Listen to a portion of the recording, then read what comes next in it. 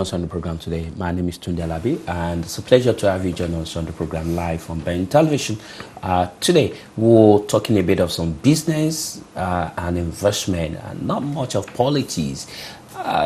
We're looking at how you, as a diaspora or African or Nigerian, whatever thing you are, wherever you are, can actually live above recession. It does look like a difficult time. It does look like a hard time, not only in the West, not only in Europe, not only in Africa, but does look like in the whole wide world. It's looking a little bit like it's a hard time. How do you break the hardness in a hard time? How do you break even and live above the hard season? The experts is what I've brought to the studio today. My guest, is a US-based, specifically New York-based coach and entrepreneur and a CEO of Platform for Success, and he's moved around the world from US. He's actually in UK to run a series of programs on starting a business. He was in Nigeria. He's been to a couple of African countries, teaching practically hands-on on how you can be doing a job and also starting your own business, no matter what the environment says. And my guest in the studio is Benga Motayo. Benga Motayo is the CEO of Platform for Success, a coach, a mentor, and of course, an entrepreneur. Benga, thank you for joining us on the program today. Thanks, Tony. All right. Benga is based in the States. Specifically, he has his company and organization registered in New York, the United States of America. You can tell me, you were in Nigeria a couple of weeks ago. You actually came from Nigeria to the UK to run seminars and programs. Tell us what inspired you to go from New York to go out on seminars, coaching program on starting a business and managing your own business and having a multiple stream of income. Thanks, Tony. Like you rightly said, Nigeria and the world is going through a period of recession right now. There's a lot of, hard things are very hard for folks around the world. And being a Nigerian and, coming from Nigeria, the people around me, when I relate with them, people complain a lot. And I know, being in the US, I do see a lot of opportunities that people can actually leverage on. But when I know that these people, folks around me don't really know what to do, as a Nigerian going through recession, I thought it worthy to go home. Even though being a successful coach that I am, if I'm going into Nigeria to do a seminar or a workshop, people would have to pay to do that. But I realized that for me to actually bring my message into the Nigerian space, I need to empower people around me first. And that was what I did. So I went into Nigeria. I wanted to impact people that are very close to me, everyday Nigerians, those who probably won't be able to afford my fee. I wanted to remove the barrier of paying to be able to get the knowledge. Because what I found out is people are actually struggling because they do not know how and what to do. So it would so interest you to know that in this same period of recession, people are making good money. In that same Nigeria, people are making good money. People are taking advantages. Nigeria is a virgin land. So even despite the recession, people are making money in foreign exchange. People are making money in dollars. So what I did was I went to 4 cities in Nigeria. I brought in everyday Nigerians, and I brought in a couple of experts to join me. And we showed Nigerians that it's possible to prosper. Even in this time and age, we showed them how they can make dollars, legitimately, using their passion, leveraging on everyday opportunities. So that was all we did. Let's talk about, that's in Nigeria, let's talk about even the diasporans abroad, overseas, say in UK or in America where you're based. It's also a hard time. People work 2, 7, 8, 10 hours and they use the money to pay bills. They are hardly able to pull through. What would you be telling my viewers who are probably doing 10 hours job a day and are still struggling to make ends meet? So what I tell people that I mentor is this. If you need more money and you chose to go get a second job, what you will gain is money. Now, what do you do with the money? You rightly said it. You pay your bills. Now, what if you chose not to go get a second job? But what if you choose to go do side hustle, like I did in my, like I wrote in my book, or you do side hustle? What I mean by side hustle is you look for a business that you can actually engage in. It doesn't have to be a brick and mortar business. It could be an online business. It could be a business that you can easily automate, that doesn't really take much of your time. So when you do that, what would happen over time is your business is going to have value. There will be value upon your business. If you have to evaluate your business, there would be equity on that business, just like when you buy a house, and over the years your house would appreciate. So when you do your side hustle, two things will likely happen. You either will resign your full-time job and start your business full-time, because you would have seen that your money is generating adequate income for you and your family to pay all your bills. Even if you choose not to do that, and if you choose to sell your business, you would have gained equity on your business, and the net worth of your business will probably earn you more money than what a second or third or fourth job would do. And that's what our people are doing. So if you need more money, if you want to earn more income, if you want to live above the recession, you cannot beat the system by trying to be the system. You have to be different. You are unique in your own ways. You are passionate about something. As a diasporan, it's not about your accent, it's not about your name, it's not about where you came from, it's about what is unique about you. The system needs your uniqueness. So what you do is you look for an area you're passionate about. It could be an area where you've gained experience over the years. Or it could be you looking around your community and look for a need and fill that need. When you feel a need, people will pay you for that need. Just find out what people need and you start doing that around your job. But people, I've seen people, even if you call a free conference and seminars and workshop, people would rather go do second job or do extra hours than to go learn.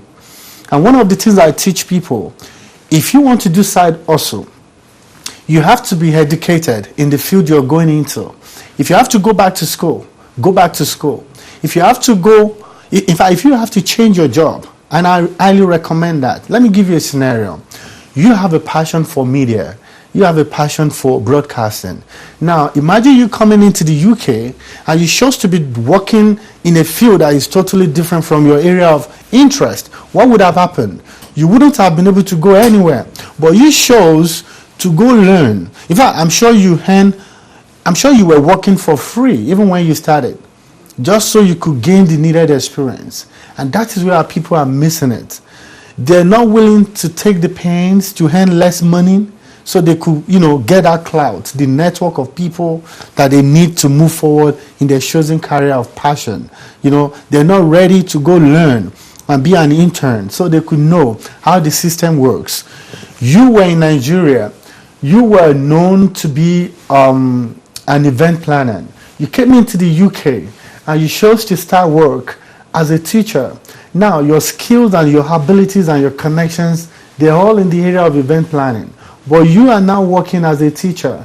How do you think you would be able to leverage all the things you've learned over the years in Nigeria to be who you're supposed to be? So I highly recommend, one of the things you should do, if you have to go change your job in an area of your interest and passion so you could learn, you could better yourself. Because, listen, why people are afraid to start something on the side is partly because they're just afraid. They're afraid of failing. And they've got bills to pay. We've all got bills to pay. And so people are more interested in what they get now to meet the needs of now. But we cannot live like that. So it's just like it's just like Nigeria, the third world countries, and the system where we live in. The system in Nigeria, we are all focused about consumption. We bring out resources, but we don't process them. We only consume, but we don't process. If we don't process, we cannot have lasting wealth. And that's the same way I see people. You go to work, you make money, and that money goes into paying your bills. What's going to happen when you're 50, 60, 65, and you don't have the energy to do this work no more? They start getting pension. But let me tell you, in the US, Forbes magazine predicted that by year 2033, Social Security will no longer be there as we used to know it. So the world is changing. If you are standing still, you're losing it because the ground underneath you is moving. We have to be flexible. We have to be dynamic. We have to move with the way things are. It's no longer enough to work 40 hours a week, and you think at the end of 40 years, your income, your pension is waiting for you. It's not going to happen. I mean, it's been proven that when you get your pension, it would not even last you 10 years before it's depleted. So we have to have multiple streams of income. What is the greatest challenge or challenges facing people and restricting social and economic mobility in our community?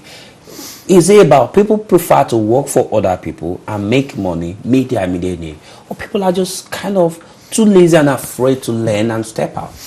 I don't think our people are lazy. I think we are one of the people we are one of the people who are very hardworking and very, very flexible, dynamic. I mean, think about relocating, different culture. You have to unlearn everything you've learned over the years, and you have to start learning again. I think our people are not lazy. I think our people are not just dynamic enough to blend into the system where they found themselves. Over the years, when people talk about starting a business, I always think that starting a business is about opening shops, getting a physical structure and be selling physical products. But the reality is starting a bit, think about WhatsApp. What is WhatsApp selling? What is Facebook selling? What is Uber selling? These people don't have no products.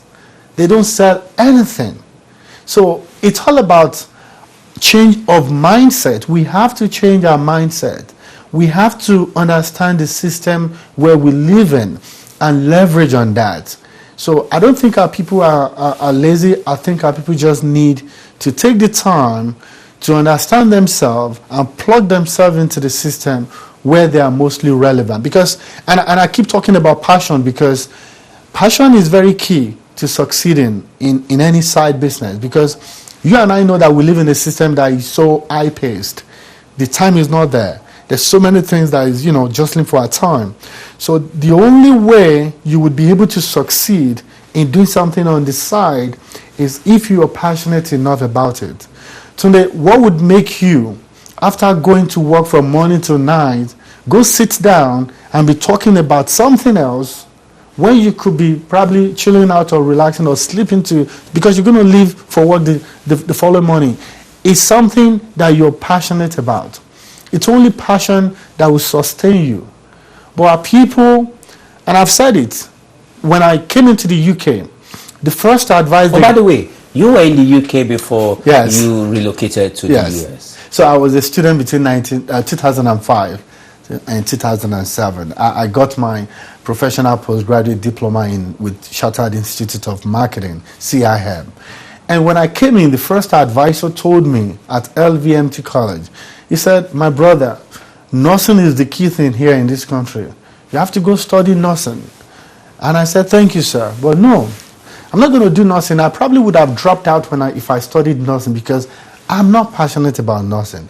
I'm not even going to make the effort to study that. Our people, I'm not condemning our people for working hard to survive. But what pains me is that over the years you make the money, you're comfortable, you have a house, you have a car. But what happens afterwards? It's monotonous life, just monotonous living, no passion, everything just like a robot. That's not who we are. There's a lot of creativity to make wealth, but it has to be in an area where your passion lies. If your passion is missing, you would see opportunity, you would not take advantage of it. And It may be too late for some of our parents, but we shouldn't let our younger ones, the kids, fall into the same mistakes. Because some parents, they insist their children should go study to become a doctor, to become a lawyer, when the kid is saying, Daddy, I'm passionate about writing. I love to write. And you and I know, if you have a good product, like a book, if they buy your book, the royalty from one book alone can make you a millionaire. They can make movies from your book and all that. So our generation, our parents, they need to see life. They need to see things from this perspective.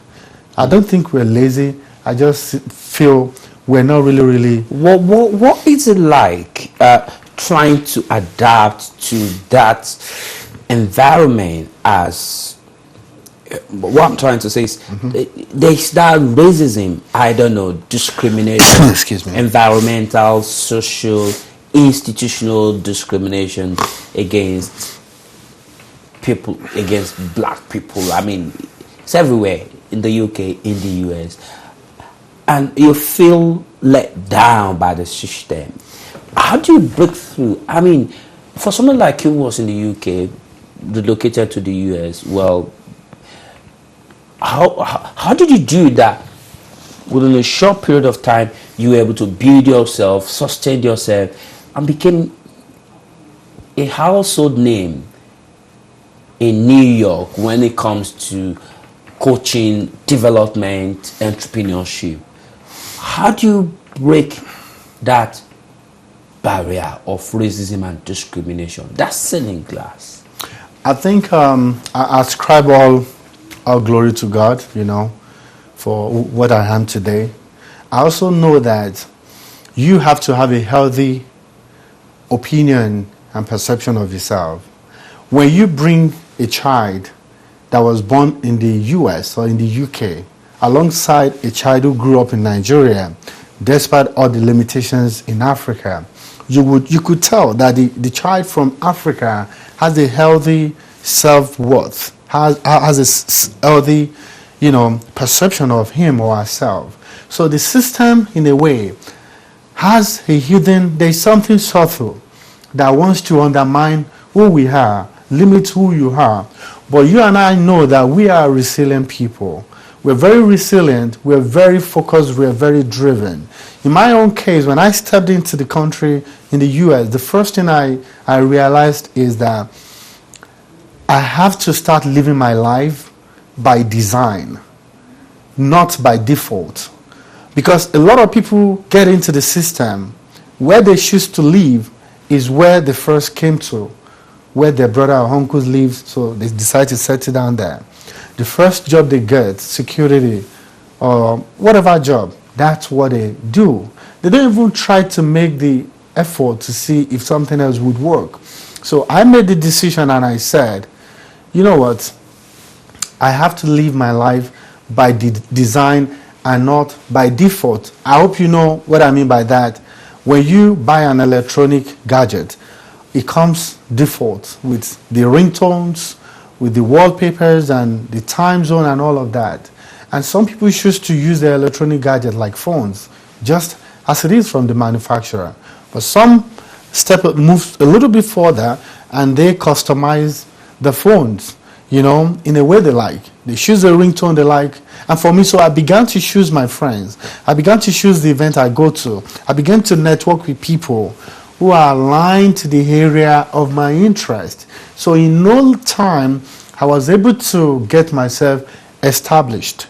So what I would tell our people is that it doesn't matter where you are and how you find yourself in the system. You should intentionally live your life just the way you have lived your life. I mean, I can attest to that. You intentionally lived your life. And that's what people need to do. I also think that what our people should do, Oprah Winfrey said that you cannot argue with results, with success.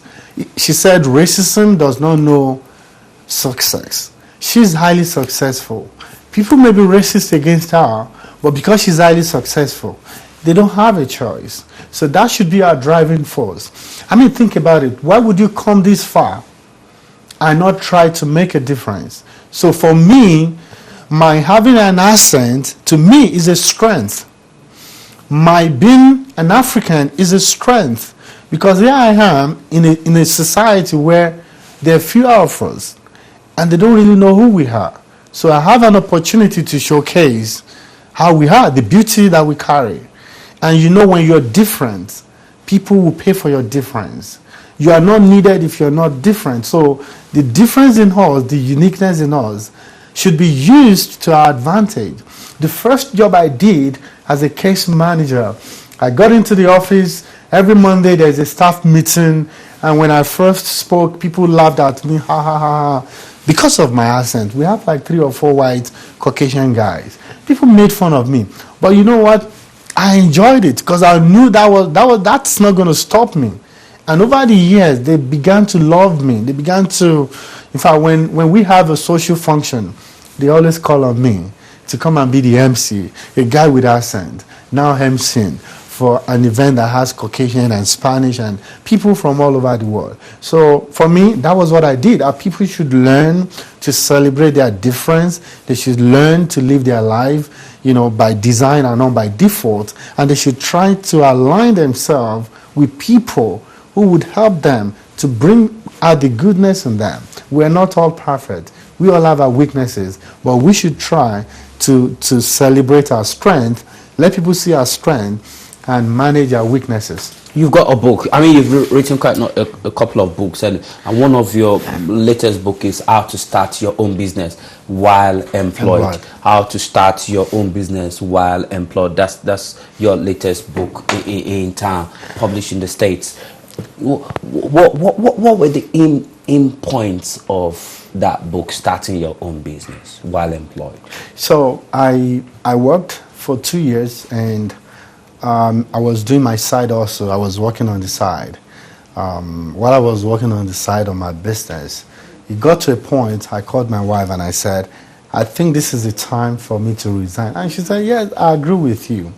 And so when I did that, at the time you were resigning, how hard were you thinking it was going to be? I wasn't thinking like that. Today I was very positive. I was excited.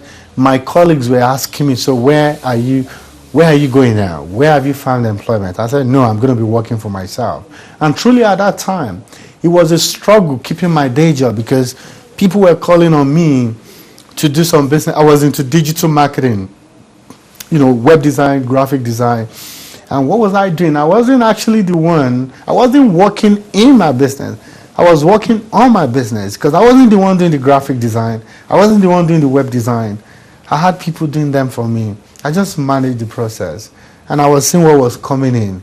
And I realized, why would I sit here where I do not have passion for this job? In fact, they offered me to be a supervisor. They wanted to.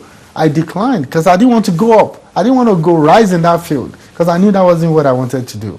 So I said to myself, why would I be making this money, and I'm making this on the side, and I'll still stay at this job that I'm not even going to grow? So I spoke to my wife. I resigned. The rest was history. And that was the best decision I made in my life. My local church called me to train a couple of church members who wanted to be entrepreneurs. I did 2 sets of trainings, and from there, all the materials that I had, that I used, and based on the results I got, I wrote my first book. So everything in my book is about my journey, everything that I experienced, how I got the idea, and how I translated the idea into physical, structure, and how I was combining my day job with my side job. What really motivated me? For me, what really helped me was the question that I asked myself: what is my why? What is the reason why I want to be working on the side, when I also have my daytime job? And the reason for me was I wanted to live a life above and beyond the ordinary. I wanted to make an impact. I believe I have something that my generation needs. I believe there are people waiting for me whose life will be changed. Who knows? Maybe I've been, prepared for a time like this. I just went to Nigeria, and I kept getting messages. Thank you, for this. I mean, people were like, wow, now I know what to do. So that's me impacting my generation. So my book is a system. It's a system that I used to convert from a full-time employee to having my own business. It tells you about how to generate an idea, how to protect your idea, how to validate your idea, how to create your business plan. Not the business plan that we all know, like the cumbersome long papers and all that. It's basically answering the question of what is the vision, what is the mission, the objective, the strategy, the tactics. What is the vision of the business? What's the objective? Where do you want to go? How do you go there? How do you ensure you get there? So I simplified business plan, and I showed people how to create structure. What type of structure do you need? Do you need a physical structure? Do you need a model that is very flexible, that can automate itself while you're working full-time and your business is running itself? In fact, I showed people the best form of business to go into, which is information business, providing information for people. Because if you go to Google today, what people searched the most is how to. What people ask Google the most is the question of how to do something. And everybody in this world knows how to do something. So you can actually find out what you know how to do and do an ebook, PDF book, video course, and start selling it. So that's one of the easiest ways. I mean, a lot of people, they're doctors, they're lawyers, they can actually translate their physical day job into an online business. And they are limited by space and time, maybe in the UK. But we have over like 7 billion people in the world. Like 3 billion of them, they have access to the internet. So we're not just selling to our local community, we're selling to a global community. So someone in China can actually buy your product on how to do CPR, how to do first aid, how to save a life in crisis, how to help someone when someone is choking, what to do when there's an accident. So people ask all sort of questions. And here we have people with daytime job, and some people have been at some jobs for like 17 years. So they know a lot. They need to monetize that easily. They take it online. Very easy. Everything has been automated. So my book has all of those details. My book talks about structure, system, how to save up to 30 hours a week, when you're working full time. What do you do during your break time? If you're passionate about what you want to do on the side, if you have a plan to use what you have on the side to be a full-time job, you would sacrifice your 1 hour break time every day. Only for few, not for life, but just for a few period of time. 1 hour every break time, that's like 5 hours a week. And people complain about no time. If you need to educate yourself or read materials, what do you do when you're commuting to work? There are podcasts these days. There's hardly any topic that we don't have podcasts. You can be listening to podcasts while you're going to work, or you can be reading materials. So you're developing yourself. Your break time, you could use it to do like a business brunch, like business meeting, or, have a meeting with someone, have a quick talk, conversation. You could do a lot. Same thing with your weekends. So my book has all of these details. And so I believe anyone that read, if you read that book, you would be able to overcome the challenges of fear and procrastination. Because I tell you, a lot of people, they're loaded with ideas, but they're very, very scared, and they procrastinate. If I fail, what would people say? How would people... And people don't know that failure in itself is a success, Because if you don't fail, how are you going to succeed? I'm not sitting there telling you I'm all that. I have businesses, even right now, I have businesses that are struggling. But I don't see it as failure. I see it as, okay, I have to go back and do it in another way. So people shouldn't be scared of failing. Whether you stand still or you keep moving, people are going to talk about you anyway. What are you going to say when you're 80, 70 years old? I don't want people to get to a place where regrets will take the place of their dreams. We've only got one life to live. So let's live it full and live it well. And live it well. All right, I've been talking with Benga Motayo. He's a coach and an author.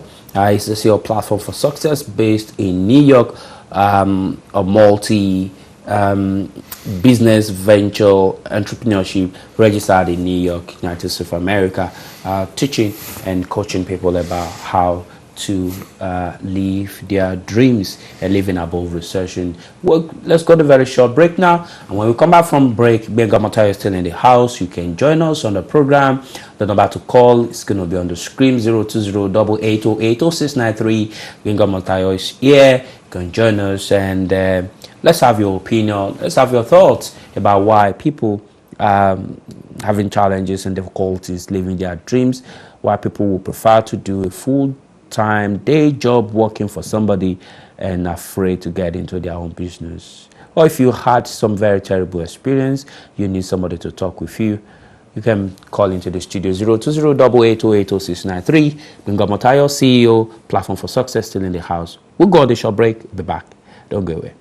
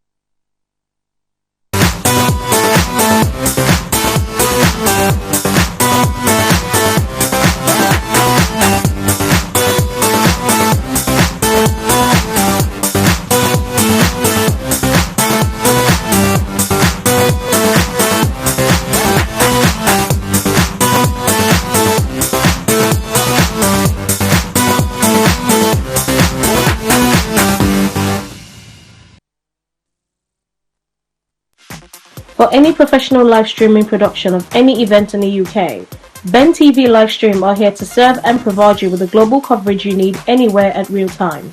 We are offering a deal to accommodate the local events. Just send us an email for more information at livestream@bentelevision.com or call us on 020-8808-8800. Ben TV, Sky 182, Bridging the Gap.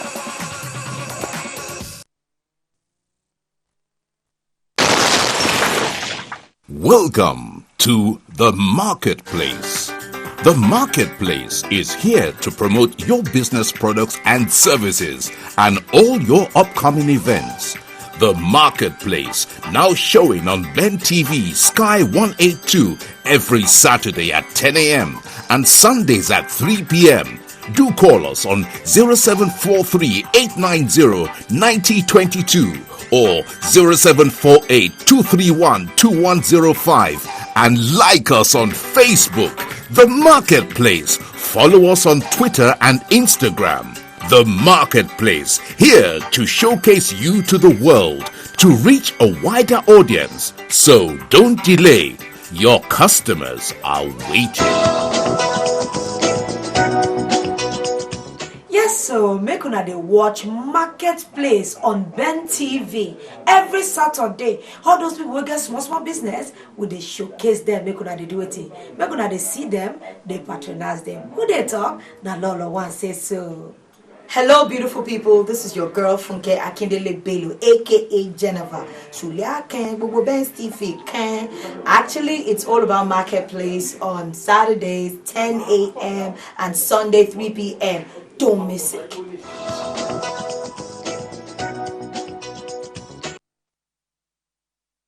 All right, you're welcome. Welcome to the program. It's a pleasure to have you join us again. I've got Benga Motayo, CEO, Platform for Success. Quickly before we go, what's your website? Oh, bengamotayo.com. bengamotayo.com. So if people just Google bengamotayo.com, it's going to come up with. What now? Quickly, while our viewers are watching the program, you were in Nigeria. What were the things you noticed as the major problems Nigerians face? I think the first thing that I noticed was the infrastructure. The infrastructures are really, really bad. Outside of the even the main roads are bad too, but they're a little bit okay. But the moment you step out of the main express roads to the street road, side street and all that, it's totally, totally bad. I felt as if there was no government. I saw people just trying to improvise. I saw people, I went to the city of Ibadan. The whole city was rusty and dusty. And I saw people with little kids, inhaling, people on tricycle that wasn't protected, inhaling the dust. I almost shed tears. And I saw people with good cars, some of them, hard-hand money, some of them stolen money, just riding by as if they don't care. And I noticed two things. Infrastructure wasn't there. And I noticed people too, they are very insensitive to the plight of the downtrodden. I think majority of the people just don't care about other people. People just want to get by. They don't really see people. I mean, I'm trying to go on the bridge, and I saw a woman with 3 kids. She held on to the 3 kids. I kept thinking to myself, what was she doing in that place? Trying to cross, but nobody was there to take notice of her. I saw a lot of sights that got me really sad. I think our country has gotten to a place where people are just trying to survive, and people are just concerned about their own survival, and there's no system to help people who needs advocacy. I think the government is not doing enough, because I've seen roads that were being constructed as at the last time I was home, and now they're still being constructed. And when I asked my friend, he said, oh, the road was completed 2 years ago, it got bad again. So you find out that there's no good system, there's no accountability. The system is not working, the leadership too is zero. I mean, look at the system where we live in. Why do we have local government chairmen? Why do we have local government councillors? Why do we have wards? We have wards so they could represent the government at the micro level. If anything is going on as a ward councillor, you're supposed to bring it to the chairman of the local government, and from the local government to the state level. But I don't see any presence of the government. I really do not see that. And that is what I noticed. I noticed people are suffering, and that is why at this time people should stop looking at the government, because the government, they don't really know what they're doing, really. They may have good ideas and good innovative programs, but I don't think the system is set up in a way to make it work. I mean, I saw, well, that's off the topic. I saw a man that fell into the ditch. I think it was a video, actually. The man fell into like a drainage system. And while people they were shouting at the policeman that you fell him into the ditch, go carry him. Now, all the man needed at that time was for him to be rescued and taken to emergency. While the policeman jumped into the drainage and was trying to rescue the man, I saw some people, while the guy was trying to carry him, they were hitting him, and he couldn't carry the man. The man fell back into the ditch, and I believe the man eventually died. So another thing is, I think our people need proper orientation. And I know we have National Orientation Agency. Then, I don't know if they have it now, and I don't know if they work. They still have it. They have it. And they've got program running on NTA every time. I think people in the diaspora, really, this is a call. I want you to think about who you are.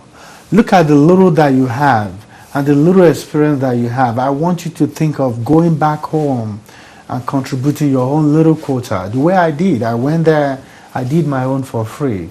I want you to go. Let's all join hands together.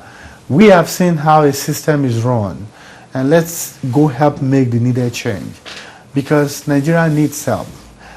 I don't see that solution coming right now through those people there. I think it's going to come through people like us in the diaspora. How challenging is it going? I mean, quite a number of people have actually gone to try and had set up a business. You see the business run down by people. They've tried to employ. People have tried getting home, do what you've done, yet they've had their hands burnt. And people have had different negative stories to tell about the environment back home? Well, How do we get the system to work? I mean, you're not being political. It's what you just saw. Right. That it does look things. Yeah. Government may have something in place, but it doesn't look like they've got strategy. This is not being political. This No, is what. not at all. Anyway, I don't know you as a politician. Yes, anyway. not being political. I'm just telling you what I experienced. And I'm not saying the government are not making effort, but I just think it's not working. Because, I mean, what do we call government? I don't see any sign. I don't see any influence of the government. I really don't see anything. You see a policeman. You see a policeman who is meant to be policing, who is meant to be protecting, you know, and you see someone breaking the law right in front of your eyes, and you're still hailing the man and greeting him and saluting him. How are people going to respect you? When you're putting on a uniform, you're supposed to maintain law and order, but you are carried away with a man with big cars who is probably going to give you some money. So it's at that level that when I say government, that's what I meant. I mean, when you look at probably the inspector generals of police and all of that, I'm sure they studied abroad. I'm sure they know how system works. So it has to trickle down from them, down to the lowest, to the common, you know, the constable, the uncommissioned police officers. So that's what I meant. And I don't know. I just feel... Now, just to comment on people going home and things not working out. I think, like I said earlier on, when you try to do something and you fail, you didn't fail. You only learn how not to do things again. So people shouldn't stop at the level of failure. People should use that failure as a springboard to correct their mistakes. Maybe they shouldn't have entrusted their business in the hands of people. Maybe they should have created a system to manage what they have. Or maybe they should have automated their business. Or maybe they shouldn't have even set up a business. Maybe they should have even considered empowerment. You know? So whichever situation, we shouldn't stop at the level of I tried, it didn't work out. So I'm not going to try again. Yeah, we shouldn't do that. And that's why if you have a humility spirit and you believe in what you're trying to do, you would overcome the challenges. Okay, we've got call. Let's quickly take this call. I actually wanted to ask you a couple of questions more, but I've got Tunde on the line. Tunde, join us. Tunde, good evening. Thank you for joining us, Tunde. Good evening, Tunde. Hello? Yes, thank you, Tunde, for joining us. Good evening. Where are you calling from? I'm calling from Belfast. From Delta. Hello, Tunde. Yes? Where are you calling from? I'm calling from Belfast, Northern Ireland. Oh, Belfast from Northern Ireland. Thank you so much from Belfast. Thank you for joining us on the program. Go ahead and make your point. Yes. I'd just like to contribute on Your life. say that I've been listening to Benga Motayo, and I do believe he's doing a very good job. Thank you. But one thing I just want to make mention of is regarding the infrastructure. Yeah, that can be a real problem.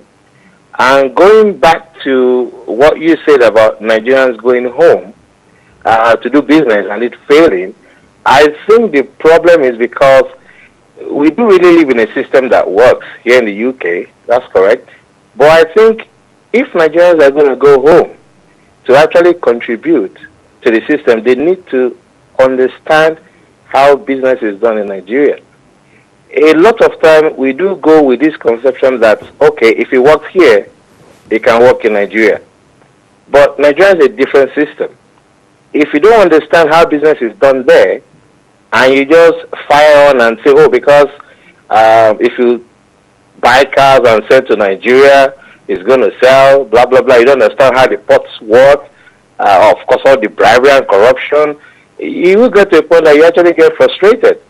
So my advice is that if anyone from the diaspora decides to go home to set up a business, you need to actually go there first, look at how business is run in Nigeria, and try to adapt your model according to the system on ground. If you don't do that, and you go in and say, oh, 1 + 1 = 2, and that should bring me profit, then definitely, you will be very, very surprised at what might happen.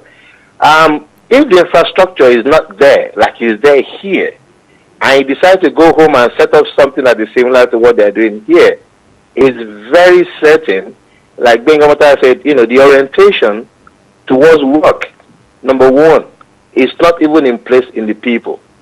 So if you are trying to say, okay, you go to work 9 to 5 and do your bit and contribute, but if the people back there don't have that concept in their mind that you're supposed to work from 9 to 5 and giving your best, and they do it the way they like, you will be frustrated.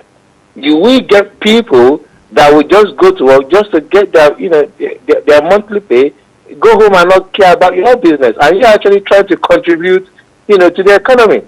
So my advice, like I've been telling my friends, I've had so many of my friends go back home, start something, and they all come back, all wrecked again. So it's for you to actually go. Maybe it's going to take you like a 3-month or 6-month feasibility studies to understand how the system in Nigeria works. What is the work ethics? All right, what are the infrastructures on the ground to support what you want to do? How does the economy actually welcome what you want to do? If you can get all those properly stated, then you might have a good shot of. All right, Tunde, thanks a lot. Thank you so much for your contribution. I mean, one of the basic strategies for marketing will be feasibility studies, studying your environment, knowing what your environment is like. Is Nigerian environment actually harsh to actually do business for people coming from the diaspora? I mean, there are people doing very well starting business in Nigeria. Tunde, I think, Tunde is very right. Whatever you want to do, you need to do your research. And like you rightly pointed out, in marketing, that's one of the things we do. We do our market research. But I feel that these people with failed businesses, maybe they did their research, maybe they did not. But I think, number one, Nigeria don't have the data. You want to do research, but the data are not readily available. They're not reliable. They're not trustworthy. And even beyond data, I just feel Nigeria, I think, is mostly the corruption factor. If you set up a business and you have someone in charge, if you're not there to monitor what they do, they're going to steal your time and they're going to steal your resources. I've had people sell me gas or petrol, and they knew that I couldn't read and they tried to cheat me. I've seen all sort of factors. I think it's just a Nigerian thing. So my advice to anyone in the diaspora would be to, beyond the research, to look for the right model of doing business in Nigeria. I tell you, when I went back home, I employed someone who is going to be working with me full time, and we're going to be doing business, but the business we're going to be doing is not even going to touch the money. Everything is going to be done on the website. The product we sell is going to be purchased on the internet. The money is going to be paid on the internet. When I went to a local bank, the first thing I asked them is, do you have a gateway, like an enterprise system where you can install on my website and people can buy things and all that? And they said yes, and they're going to implement that. So what I tell people is, if you know you're not going, even here, if you know you have a business that you cannot physically be there to manage, then let your model be a model that allows flexibility, that limits people directly influencing what happens and what will not happen. So that's going to be my advice. Now that's what I did. My business is online. The product I sell, it could be done offline. We're going to have an office, but I tell you, there won't be need to do anything in the office other than the contact.